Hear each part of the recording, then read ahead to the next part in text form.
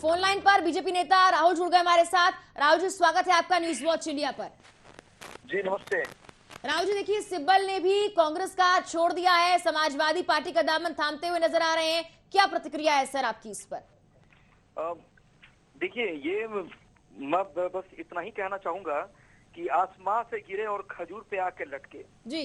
और कुछ दिन पहले ये चर्चा का विषय भी रहा था और इन्होंने तो पहले भी कांग्रेस का विरोध किया था जी। और यही नहीं, कपिल सिब्बल ही आजम खान के नेता, आजम खान का केस लड़ रहे थे जी।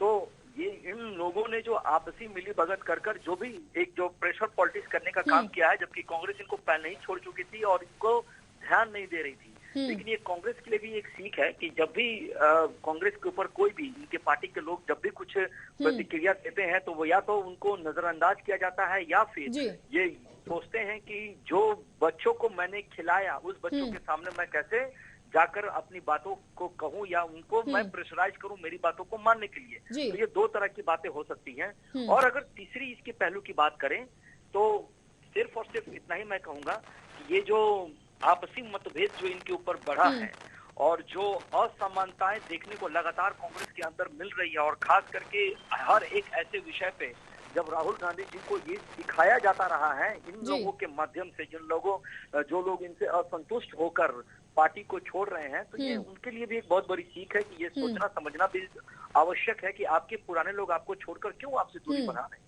ठीक है राहुल जी, अगर देखा जाए पिछले काफी दिनों में ये ट्रेंड बहुत चला है, चाहे चुनाव से पहले की बात कर ली जाए, चुनाव के दौर की बात कर ली जाए, लगातार कई नेता जो है पार्टी छोड़कर दूसरी पार्टी का दामन थामते हुए नजर आए हैं।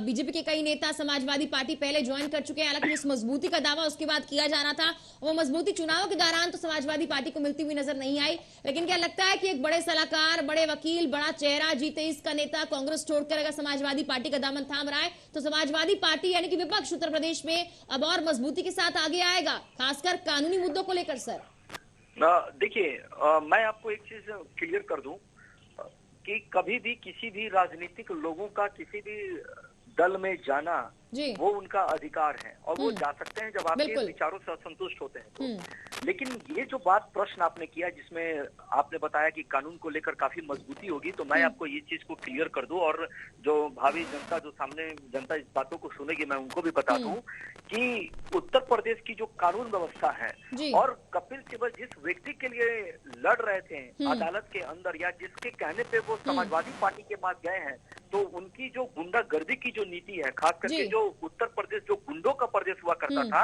उसको उन्नत प्रदेश और लॉ के अंदर लाने की जो प्रक्रिया भारतीय जनता पार्टी ने निभाई है उस पे वो कितने कानूनी रूप से उतर पाएंगे ये तो उन पे निर्भर करता है।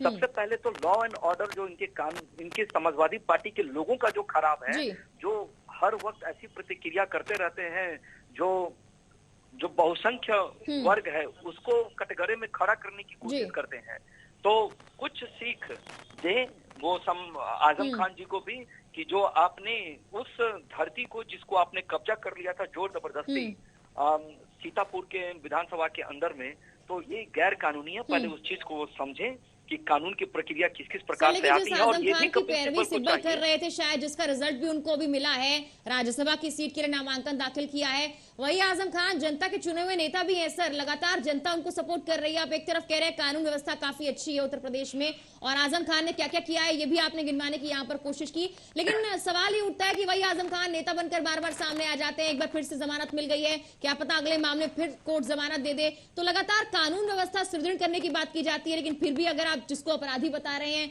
वो नेता बनकर बैठा है, जनता सपोर्ट कर रही है, कपिल सिब्बल भी सपोर्ट कर रहे हैं। देखिए, मैं इस पे बस इतना ही कहना चाहूंगा आपसे कि जमानत मिलना वो संविधान के तहत है और उनको क्लीन चिट नहीं मिली है, दोनों में फर्क है। और आजम खान जो नेता जिस एरिया की बनने की कोशिश कर रहे हैं, तो उनको नेता बनाने वाले कैसे लोग हैं ये भी आप जानती हैं और उत्तर प्रदेश की जनता जानती है। तीसरी बात मैं ये भी नहीं सर, कैसे लोग हैं आप एक बार क्लेरिफाई करेंगे? मैं जानना चाहती हूँ कि जिस कैसे लोग शब्द का आपने इस्तेमाल किया वो कैसे लोग हैं? जनता तो सर जनता होती है ना, अब जनता में भी आप भेदभाव करेंगे, कोई कैसा है कोई वैसा है, ये तो फिर गलत बात होगी। कैसे लोग हैं आप मुझे यहाँ बताइए। देखिए, जो मानसिकता आजम खान से वहाँ के लोगों की मिलती है, वो लोग उनको नेता बनाने पे तुले हैं। मैंने इसके पहले भी बहुत बार इसमें सार्थक बहस किया है। उस समय मैंने बताया था कि आजम खान के ऊपर जो भी आरोप लगे, और खास करके मैं उन्हीं की समाज के लोगों की बात कर रहा हूँ जिसकी उन्होंने जमीन हड़पी, जो सीतापुर विधानसभा के अंदर ही आते हैं, वो लोग चीख चीख कर जब मीडिया के सामने अपने आप को जब बताते हैं आप बेटी, तो ये नजर आता है कि किस प्रकार से एक ऐसा राजा जो अपनी जनता को सुख ना देकर दुख देने का काम करता हो। और एक चीज और मैं आपको बताना चाहूंगा कि कभी भी शासन व्यवस्था जो होती है, जो सुपर सीएम कहे जाते थे उत्तर प्रदेश के अंदर, जबकि कहने के लिए सीएम कोई और होता था, लेकिन सुपर सीएम आजम खान ही कहे जाते थे। उस सुपर सीएम की जो टिप्पणी होती थी, जो प्रशासनिक अधिकारियों को लेकर, तो ये भी बताता था कि वो किस प्रकार के मानसिकता के लोग हैं।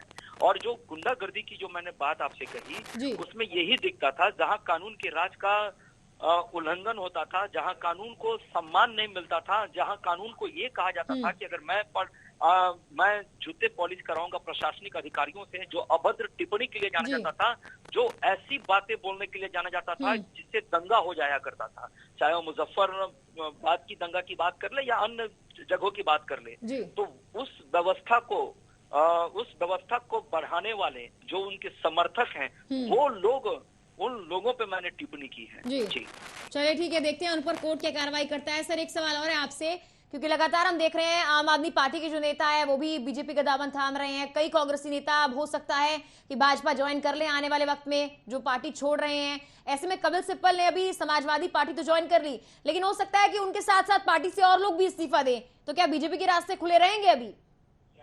देखिए, अंग देश का मुकुट कंड के मस्तक पे धरता हूँ, एक राज्य इस महावीर के हित अर्पित करता हूँ।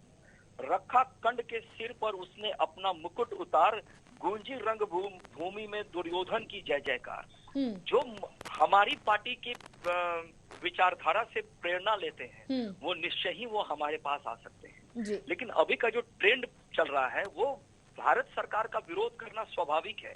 विपक्ष में रह के विपक्ष का ये काम होता है कि केंद्र सरकार को आईना दिखाए, लेकिन विपक्ष की राजनीति ऐसी होनी चाहिए कि सत्ता पक्ष का विरोध करते करते देश का विरोध ना करें।